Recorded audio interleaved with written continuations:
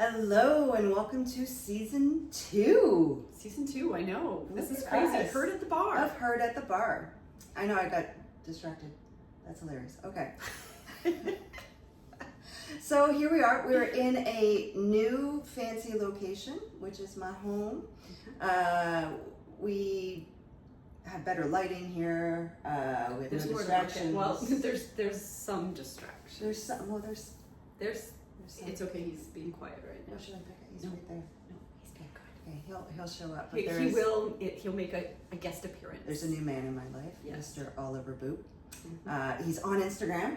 He is on Oliver Instagram. Boot 2025. Yep. I had to put him on Instagram. Do you know why? Why?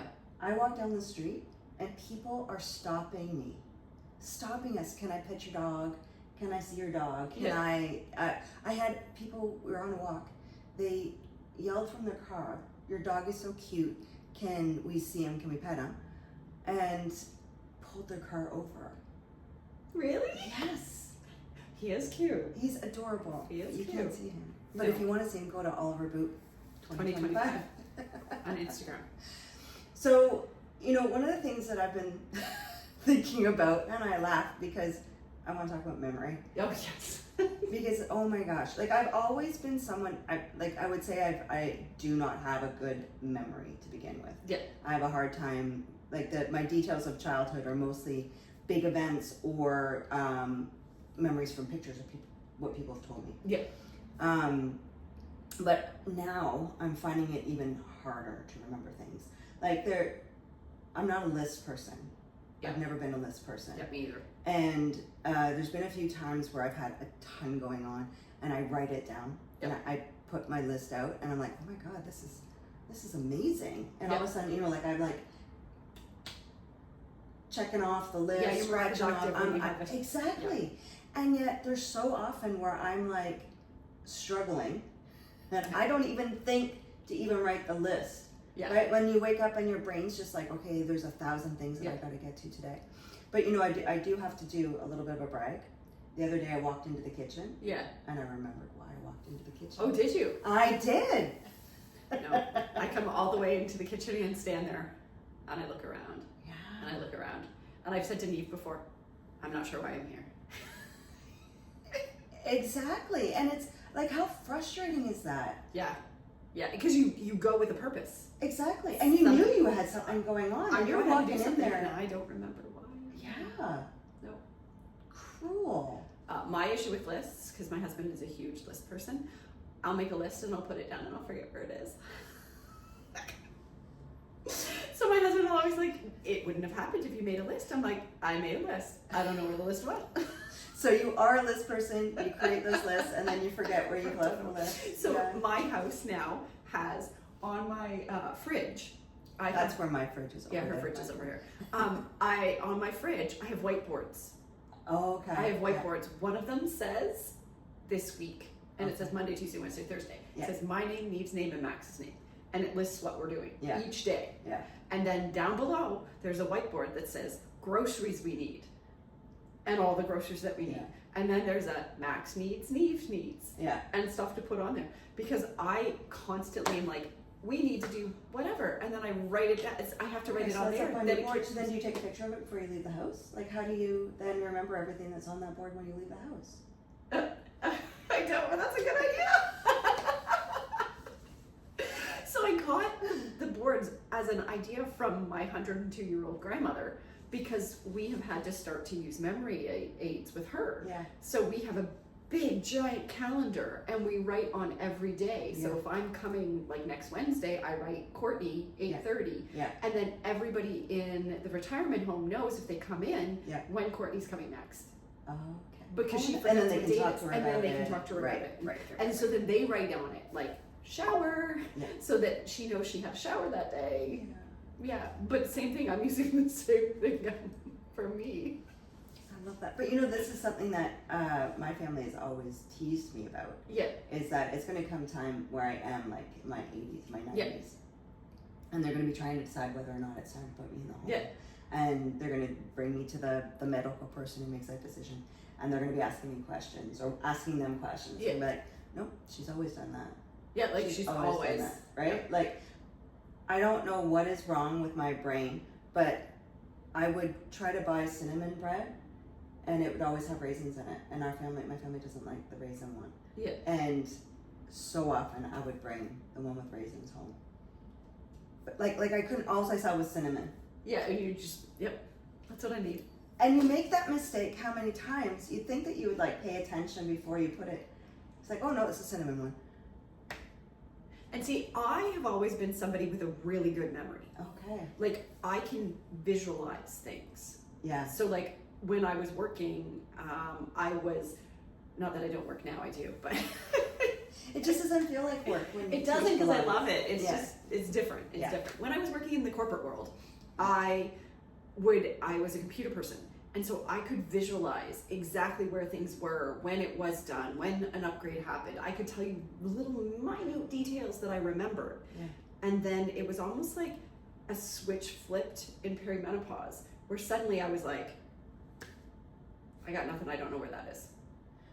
See, and this is the cruelty of perimenopause. That there's so many things that I'm like, oh my gosh, this is happening to me now. And then I find out it's actually a symptom. Yeah, yeah. Like, there's so many things that fall under it, and I'm like, check. The only thing that's kind of made it challenging for me is that because I had a hysterectomy when I was 40, I think. I can't remember. I don't know. It was I so think long ago. I think I was 40 when I had my hysterectomy, and so what happened was that, like, as other stuff started to go on, and I'd get the question of, well, where are you in your cycle? Yeah. I couldn't answer that question because I no longer had a cycle. Yeah. Right? But you would still cycle because you still had your ovaries. My right? ovaries, exactly. Yeah. Ovaries were left. Yeah. And a cervix was left as well. And I still had the endometriosis. Yeah.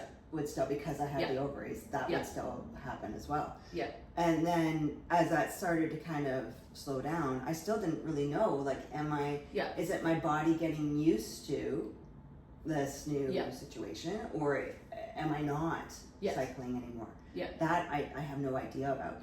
And so when I would go to the family doctor, and I would say, I'm trying to think of when age-wise I started saying there's something going on, I need more. I think maybe it was 5 years into having the hysterectomy, after having the hysterectomy, because I'd still have the extreme cramping once a month. And that was kind of how I could tell. I would even get some bleeding because I saw my cervix. You know, like kind of crazy things like that. Not like full, but like some.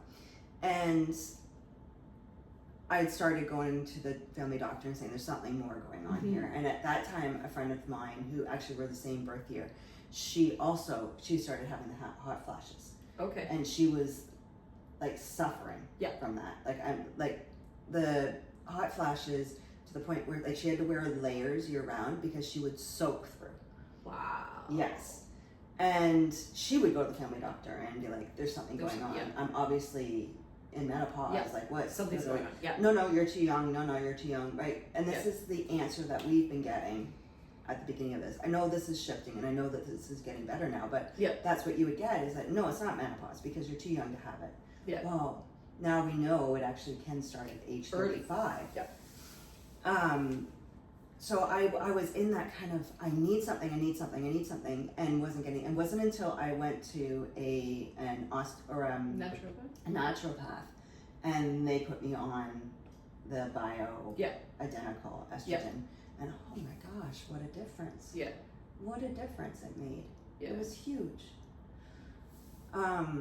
But we both are in a similar situation in that we both have given up our uterus to science. Yes, I had a hysterectomy 3 weeks ago. 3 weeks ago, I know. And the cool thing is that we both have very different experiences, yes, very similar experiences at the same time. Yeah, we both had endometriosis. Right. So, no, I don't have ovaries. Right. And I don't have a cervix. Right. Because you knew before you went that you had endometriosis. Yes. So they took ovaries knowing that they needed to take up the whole thing. When I had mine done, they didn't know I had endometriosis. Oh, you didn't know before? No. Oh, yes. Until they got in there. And so when I had my hysterectomy, it was full. Yeah. I had 2 ablations. One, they punctured my uterus. Oh. And so they had to do the incision. The incision hip to hip, right? Right, because of the complication of the puncture. It's what I remember. Okay. Don't have a good memory. Remember that. What I can remember is afterwards she said there was a lot of scar tissue. I had to really work to, and it was actually adhered to organs and things, so they had to really work to get it out. Yeah. Afterwards, when I went back to, because I was still having the extreme pain. Yeah. And by the way, I ended up, I think, with 3 or 4 different gynecologists that I worked with throughout. Yeah, actually, 4 different. So ended up with yet another one, and she's looking over the surgical notes, and she's saying, well, with the amount of scarring she's talking about, you had endometriosis. Mm-hmm.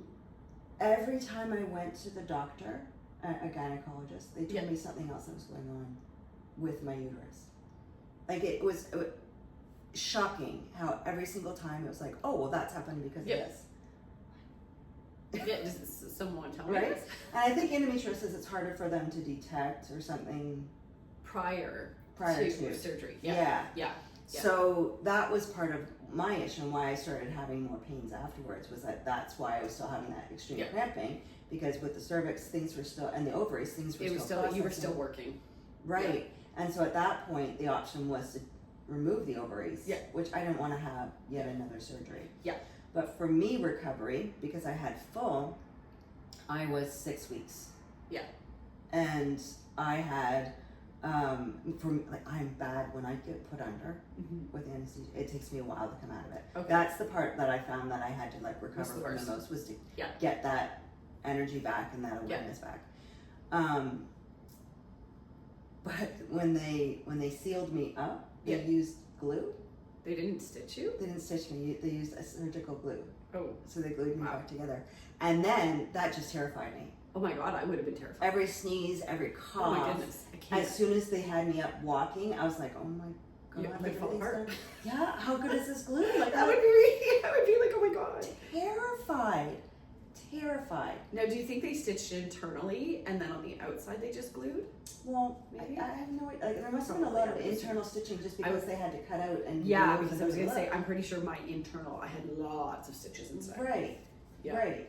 So I was in the hospital for at least 3 days. I feel like it was more than that. At least 3 days though. Yeah, and mine was 6 hours. You were in for 6 hours. So, Courtney, you had a laparoscopic. I had the laparoscopic, yeah. So I've had 4 endometriosis surgeries before this, and they were concerned that there would be scar tissue.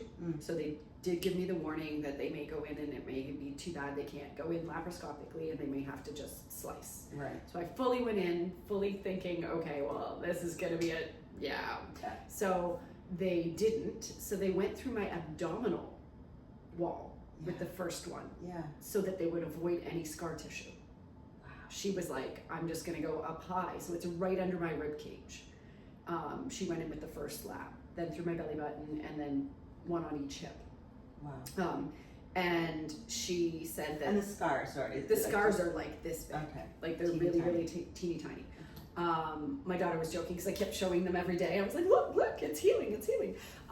They did look like nothing. Right. They look like a stretch mark, maybe. Wow. Yeah, so this doctor was amazing, super amazing. And she said she went in and she undid everything, she said. And then because I've had 2 kids, she was able to take the uterus and the ovaries and the cervix all out through my vagina kind of thing. It was like vaginal wall is what I was gonna say. Yeah, that's not it. Yeah. And so for 3 days after, I felt like I had a baby. Right. That was the feeling. Right. Because they're all up in that's your sore. It literally, I said to my husband, I was like, I feel like I had a baby, but nobody's asking to be fed and nobody's waking me up at night. I was like, but that's what it feels like. But it was 3 days. Yeah. 3 days of that uncomfortableness. Then it was probably a week and a half of that abdominal one hurt. Up top. Yeah. Yeah, because every time I was breathing, it would push on it. Yeah. And they went through the muscle there. Right. So that hurt. The other two, uncomfortable, but not as bad as the pain I was having every day. They were able probably to kind of I'm get around the muscle. I think, I think they just went in there and just. Wow. So yeah, like that was super good. So they told me 6 weeks. Yeah. I taught 2 classes after a week because I forgot I told Vic I would cover her classes for her, because when I said that, I hadn't had the surgery scheduled then.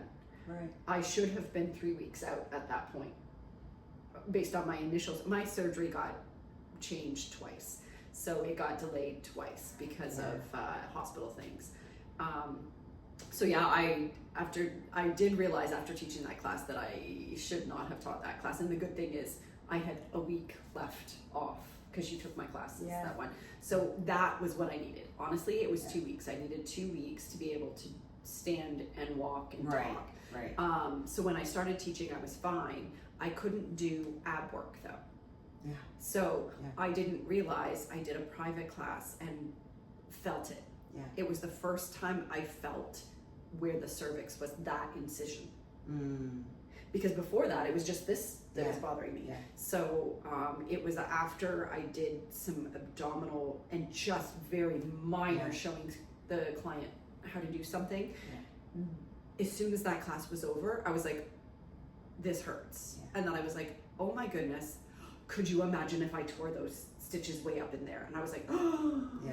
And then I was very, like, in the studio, I would tell the class, I was like, I cannot show you. Yeah. I'm going to talk you through how to do this.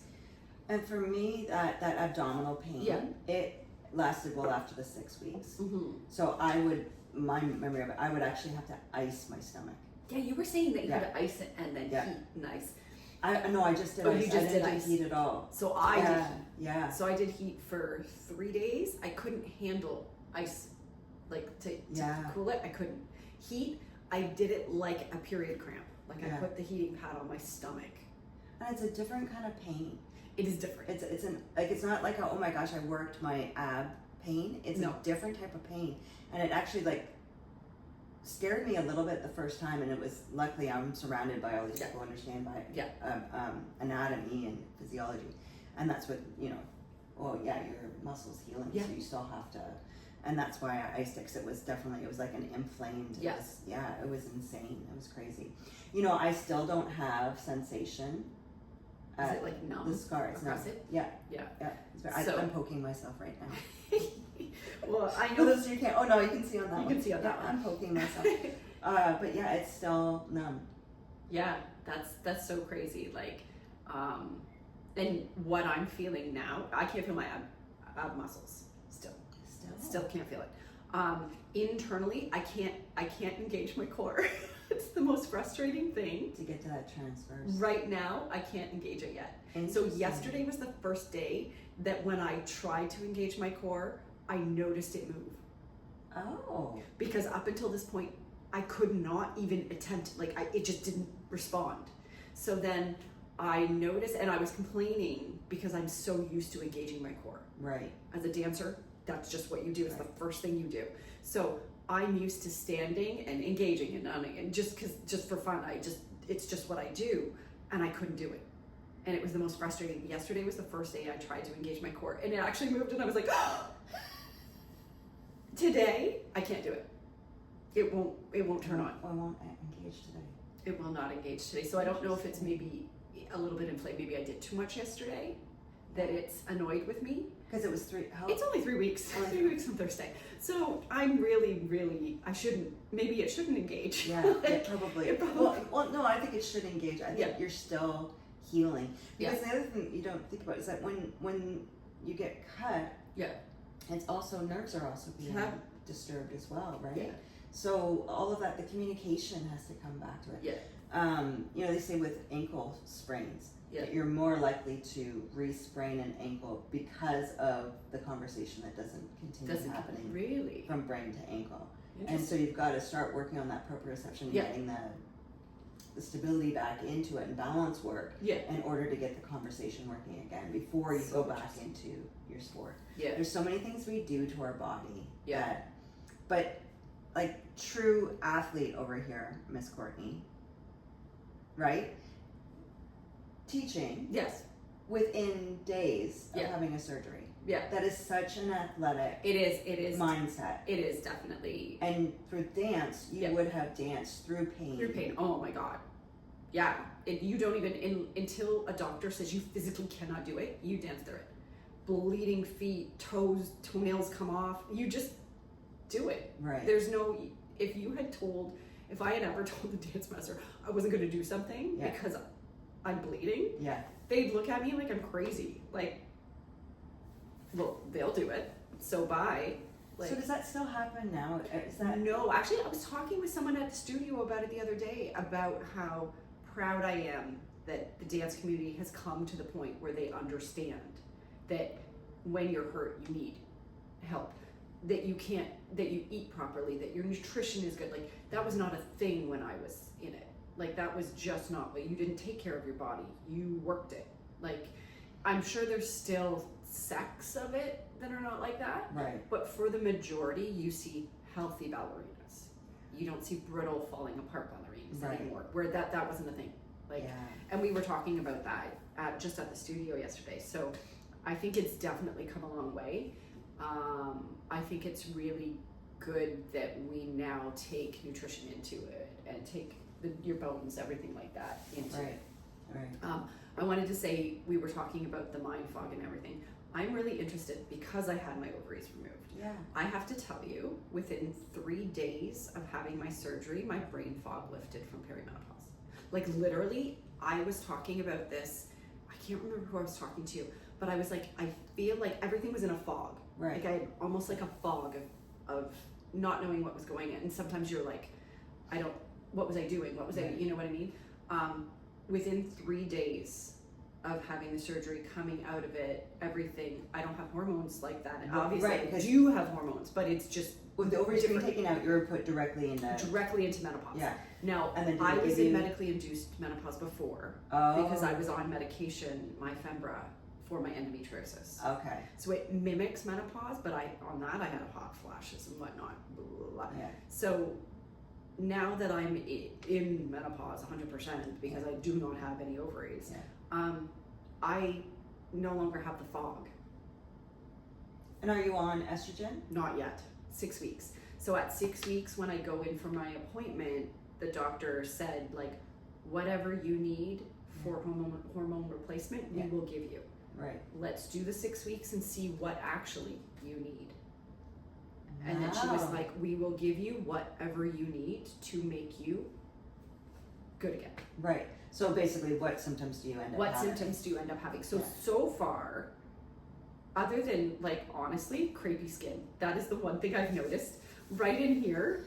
Yeah, that's new for you. It's new for me. Yeah. Like, people always joke that I look younger than I am. Yeah. I don't know that that's a joke. I think that's a compliment. It is a compliment, but people are like, no. But joking is in there like, no, you don't look 50. Right. Whatever. I've noticed it since. So it must be the hormones that help keep, like, my skin elastic and stuff like that, because that's what I've noticed. And you know, that's probably one of the most frustrating things. And because I get the same thing, that people don't think that I'm my age. You don't look your age. Which I'm so grateful. It's okay. Good genes, right? Like my grandmother was the same. My grandmother, yes. Oh my gosh. Yeah. But for me, that's the most frustrating thing, is that all of a sudden I look in the mirror and I don't see me anymore. Yeah. I think I look super old. This is exactly what's happening right now. My hair was getting thinner. Yeah. And everyone's like, but you got the best hair. I'm like, thank you so much. I appreciate that. And I love my hair. But it was thinner than what it normally was. Yeah. And it wasn't until, like, there's so many things that now I do to battle all of that. And it's ridiculous how much work it becomes to take care of an aging body. Yeah. Like, spirulina, added that to my life. It's an algae, it's a green algae, seaweed? Shoot, I don't remember. I don't know. We could grab it up. Anyways, spirulina, it's like a protein, but it also, when I started doing that, nails started getting thicker, and my hair started coming back. Really? Yeah. And I noticed that my skin glows better. That's what I need, is something for my skin. And then I do a creatine powder. Okay. Because that will help with muscle definition. Because now I'm like, I'm getting like spongy. Yeah. I'm getting like on top of my muscle. It's like Something on it. Yeah. Sponge is the only way that I can tell you. Yeah. And like I've never been one to have defined muscle. You see Yeah. my muscle when I flex it. Yeah. You don't see it when I'm just normally. Yeah. And that's just genetically what my body type Yeah. is like. But then to have them start to get like spongy on top of that Yeah. was just horrible. And I Yeah. tend to like not show off my arms Yeah. because that's really bothering me so much. Yeah. So there's all these things that I'm not. So that's like just what I'm consuming. Yeah. As well as a protein powder that has multivitamins in it. And if I don't get that, and then I have like I didn't drink one yesterday, and I don't think I had one on Friday. And you feel it that quickly? Yeah. So now today my hands are starting to get achy and they start to hurt. Wow. Yeah. So it starts to feel really tight, and We should do an episode just on the things that we take for our age that, like. Well, you know, to and share, I'll list. It's they always say that I'll list it in the description. In the I don't know, description, where we can I add. I think we can add it to the podcast But description. I'll try to add. Well, you know what we can do? Somewhere. We can put it on our Instagram. Oh, okay. Yeah. Yeah. That's So what we'll do. Heard at the Bar is our Instagram, Yeah. and we can put it on our TikTok. We just got TikTok. We're not there yet, but we have a TikTok. We have TikTok. Yeah. So we can put it one of the two. Yeah. We can put all our stuff that we do. But yeah, I'd be interested because obviously I'm gonna have to figure out what works for me, what doesn't, kind of thing. Yeah. The only thing I do notice, I'm drained a lot. Like I feel drained. Yeah. Which also could be it's only been 3 weeks since I had the surgery, so my body's recovering from surgery. Yeah. It's probably that, but also it's like turning a switch off, right? Like, Well, and you only know 2 speeds. I do. Stop and go. I stop and go. I don't have an in between. I can't coast. I'm not a neutral person. I'm very much a go or stop. Okay, so sorry.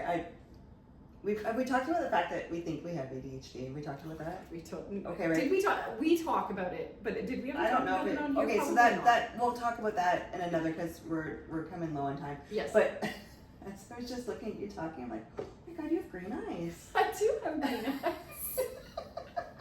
I always thought they were brown, but with this green sweater on, oh my gosh, is that I have hazel. I have green hazel eyes. Yes. So yeah, but wow. yeah. I don't know if it's picked up on the camera. Look in the camera, like really go bright. Yeah, I do.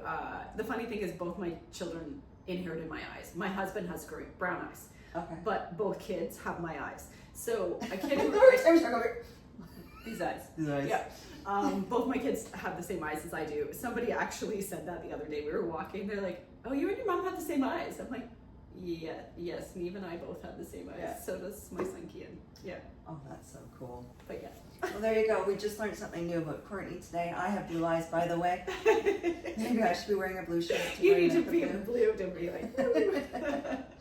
Well, thank you all for listening and being part of our Community. We'll talk to you next time. Bye.